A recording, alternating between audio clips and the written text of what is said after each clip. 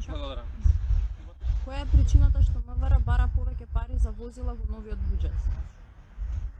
Причината е заради тоа што ова е прва година во која што бараме поголеми финансиски средства за набавка на возила.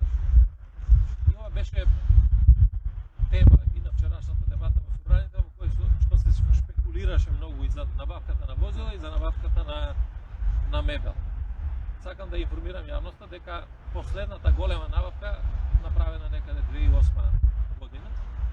Многу од возилата веќе се со лоши перформанси, многу финансиски средства се трошат за поправка на овие возила и на тој начин е намалена ефикасноста на работето на полицијата. Затоа се предвидени финансиски средства за набавка на возила, меѓутоа не за набавка на возила во кои што ќе се возат министри, заменици министри, директори или функционери во Министерството за внатрешни работи. Туку набавка на возила кои што ќе бидат за оперативно работење на македонската полиција.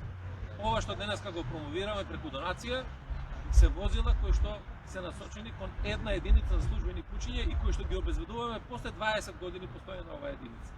Секако дека клучната работа на полицијата, ефикасноста, зависи од тоа колку се опремени македонските полицајци и токму од тоа аспект се предвидени овие финансиски средства. И второ, прашањето кое што исто така опозицијата го поставува за набавка на мебел, зошто имало финансиски средства предвидени во буџетот за набавка на мебел? Затоа што после многу години, после 2005 година, за прв пат ова раководство на МВР гради нова зграда на Крим техника и таа зграда треба да биде опремена со мебел ако сакаме да профункционираме. Затоа што кога го поставуваме прашањето кога ќе започнете со работа во новата зграда за Крим техника или кога ќе биде во функција новиот национален форензички центар, тоа треба да биде во моментот кога ќе биде целосно опремен. А за да биде опремен, мора покрај другото да се набави и мебел. Благодарам.